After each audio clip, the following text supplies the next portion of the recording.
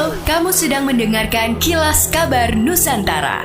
Podcast persembahan KG Radio Network menyajikan berita harian yang mengangkat keunikan dari berbagai wilayah Indonesia. Kilas Kabar Nusantara dapat juga didukung oleh pengiklan loh. Dengarkan percakapan Wisnu Nugroho, jurnalis dan pemimpin redaksi Kompas.com dengan tokoh-tokoh yang menggulati hidup dengan gigih, serta kisah tentang pengalaman berkesadaran yang menggugah hati. Hanya di podcast Beginu, bukan begini, bukan begitu.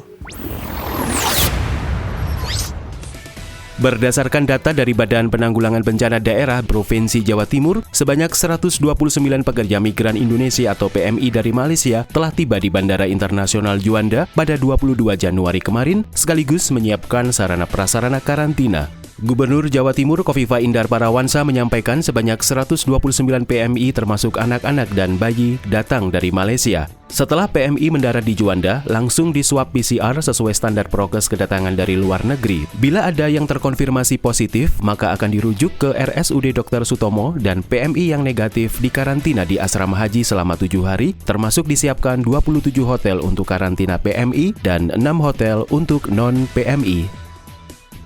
Dinas Kesehatan Sulawesi Selatan melaporkan adanya kasus COVID-19 varian Omikron terdeteksi di Kabupaten Takalar, tepatnya di Dusun Barua, Kelurahan Bontomaranu, Kecamatan Kalesong Selatan.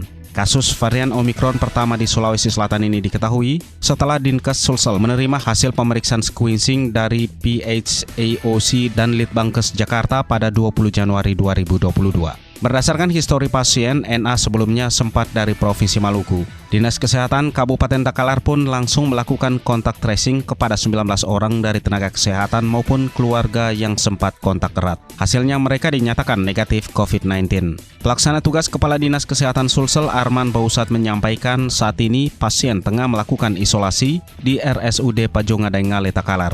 Sebelumnya PLT Gubernur Sulawesi Selatan Andi Sudirman Sulaiman kembali mengingatkan masyarakat untuk mengurangi mobilitas di luar rumah, serta tetap waspada untuk mencegah terjadinya lonjakan kasus COVID-19. Upaya yang dapat dilakukan adalah dengan tidak bepergian ke luar negeri, mengurangi mobilitas, dan menghindari kerumunan. Ia juga meminta masyarakat melakukan vaksinasi sebagai upaya dalam membentuk herd immunity atau kekebalan kelompok.